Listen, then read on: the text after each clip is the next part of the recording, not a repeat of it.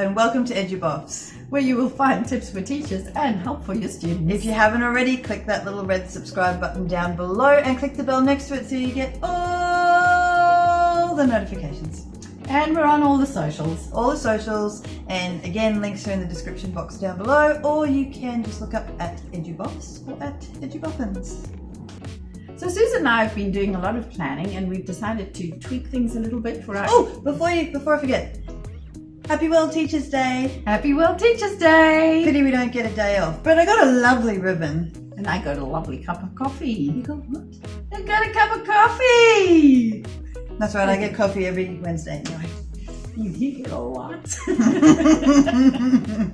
Anyway, as you were saying. As I was saying, we're going to divide these videos up so that there are 4 themes, and you'll be getting one theme every 2 weeks.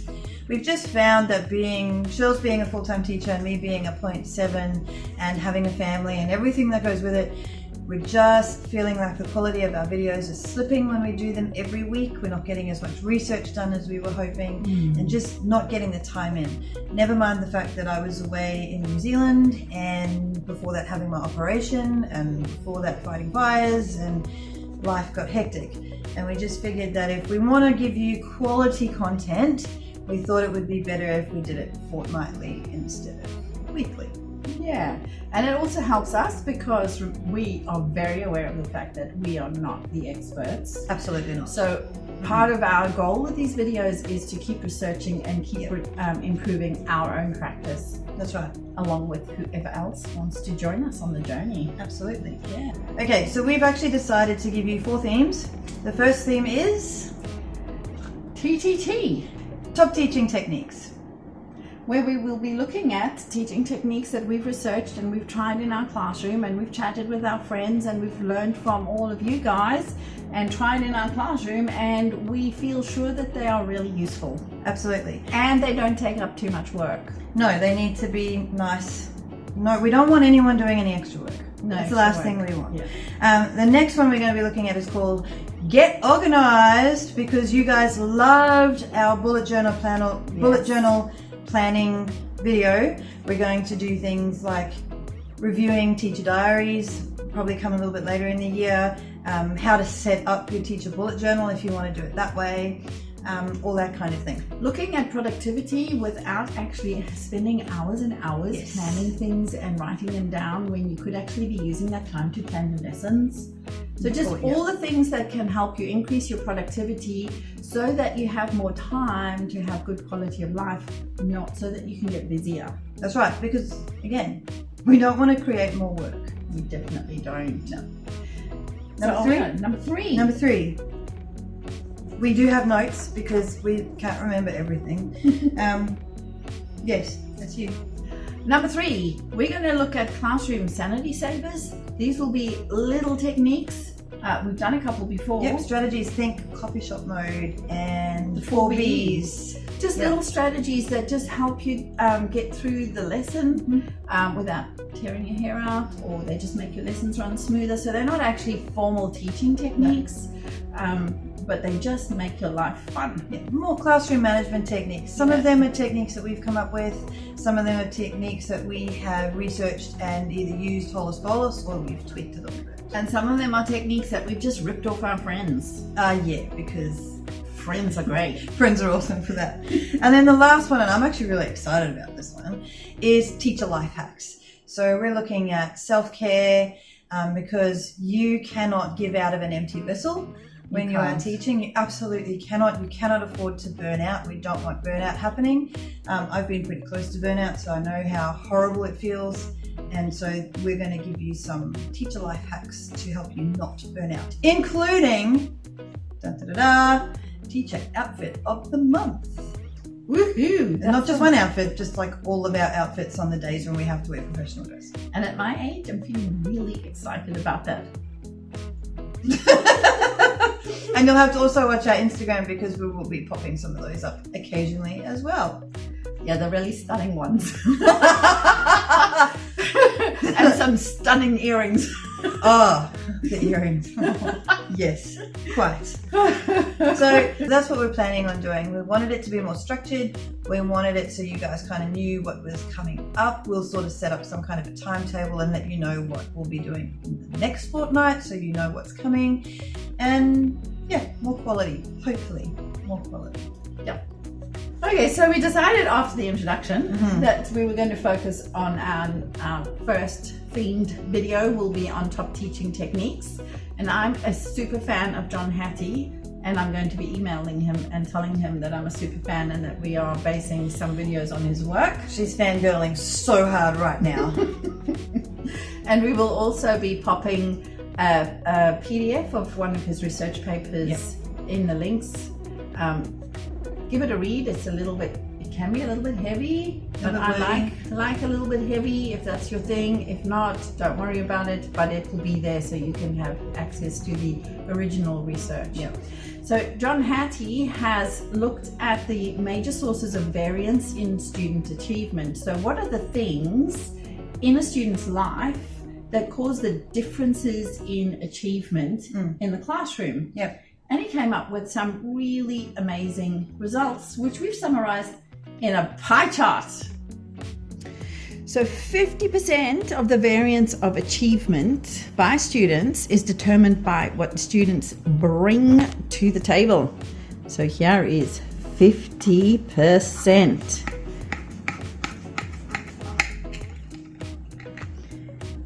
Brought into the classroom by the students. Home accounts for between 5 and 10%. Schools, including the principal, 5 to 10% effect on student achievement. And the peers, who I thought really would have a huge influence, apparently only have an influence of 5 to 10% over the variance of student achievement. So there they go. And really, all those parts are pretty much out of our circle of influence. 30% of the variance in student achievement is determined by the teachers. What teachers know, what they do, and what they care about. That's what we bring into the classroom. That's what we have control over. So Suze, what did you think of that pie chart? Oh, I think it's delicious. Pears are tasty. How's school? School principal? Delish. I think I want No. teachers. Broken.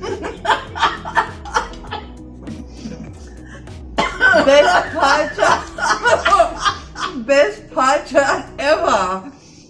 I love that. Okay. Delicious. Alright.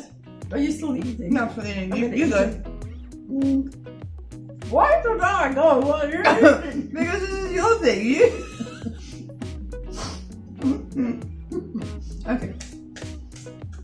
So, one of my life hacks actually, which we might look at in a life hack video, is that Don't eat too much pie.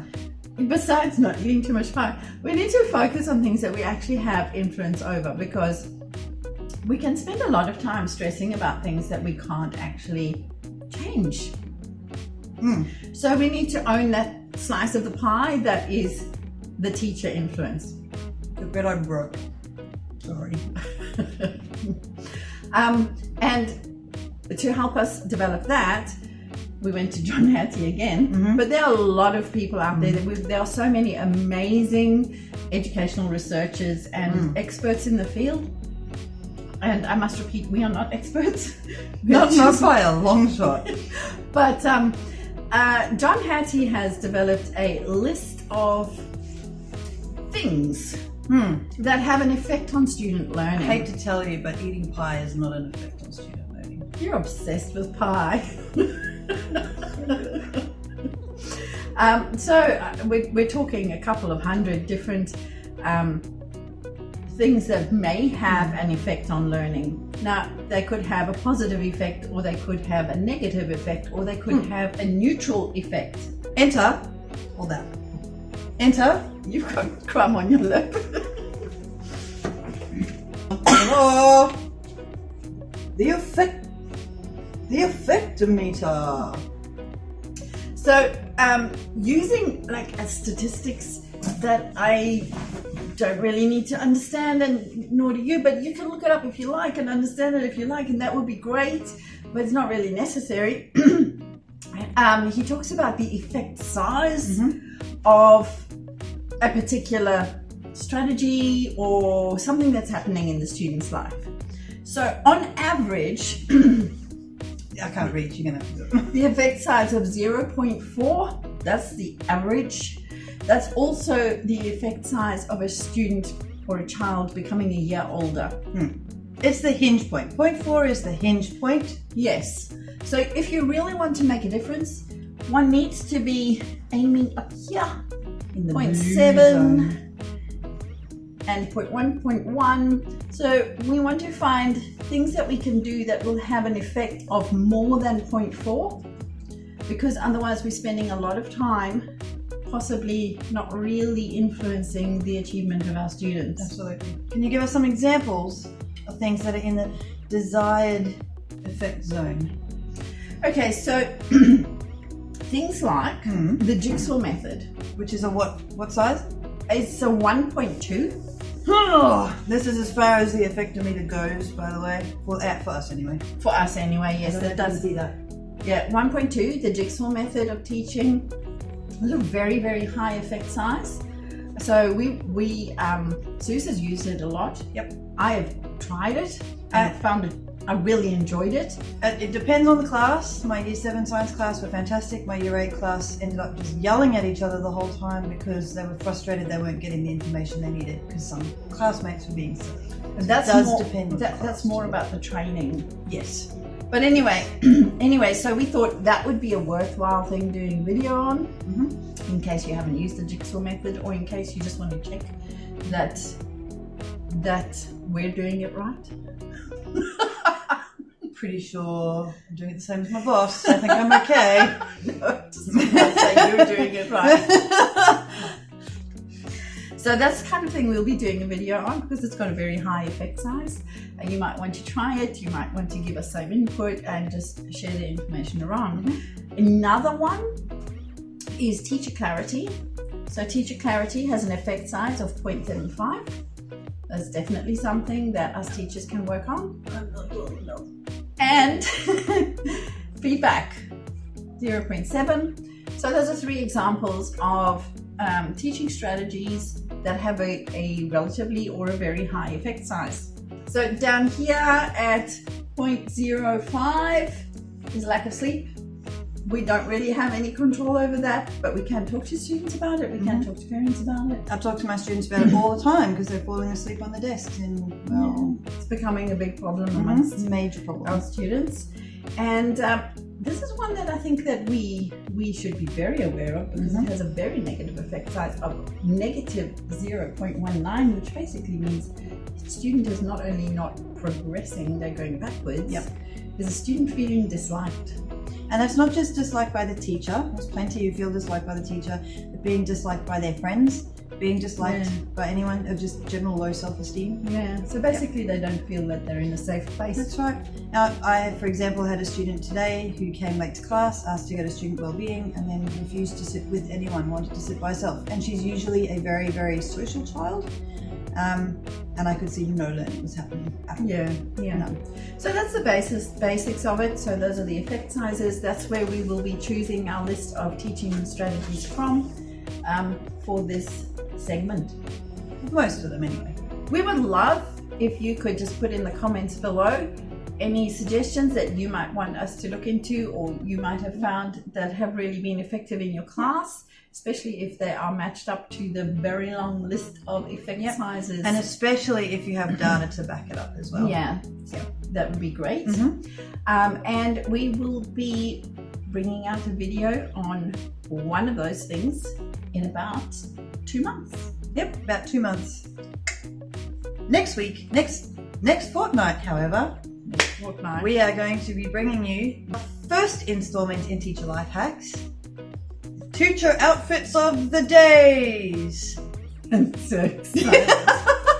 Jules really doesn't like this one, but I really enjoy this one. So get ready. We will even tell you, I hope you remember where you bought all your clothes. I do. Oh good. I don't always remember. But we will even tell you where you can find those items if you can still find them. Or where we found them anyway. And yeah. Most of them are really cheap. I'm talking Kmart, Valley Girl, Target, Big W, London Rebel, Op Shop, Mother-in-Law, Hand-me-downs, you name it, we'll find it. Please don't forget to like and subscribe, give us a big thumbs up, because we cannot do this without you. I mean, we could do it without your support, but why would we want to?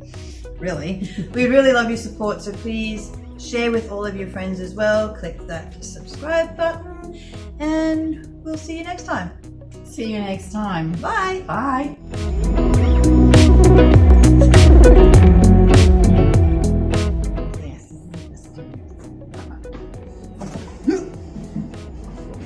I think you should put your chair up. You're short. Fine, now I'm taller than you. Are you on the video? Yes. Is it running? Yes. It is. Okay. Hi, I'm Jules. Yeah. Hi, I'm Shells. Can you do that again? Because I had my finger like up my nose. Oh, By the I was way, doing the this. thing the kids love the most Is the bloopers? is the Oh, they're bloopers. going to have plenty of them. Go ahead. Okay. Huh? Oh, I'm scratching my head. Are you ready? Have you burped? Have you I can't scratched? burp. Okay, go. Dun, dun, dun. Let's put that up there, shall we? Okay, come on. You can do a whole video just of bloopers. I've just stabbed myself in the earring. But we Negative do 0.05 is like here, man. think 0.5. Yes. That's point. No. 0.5.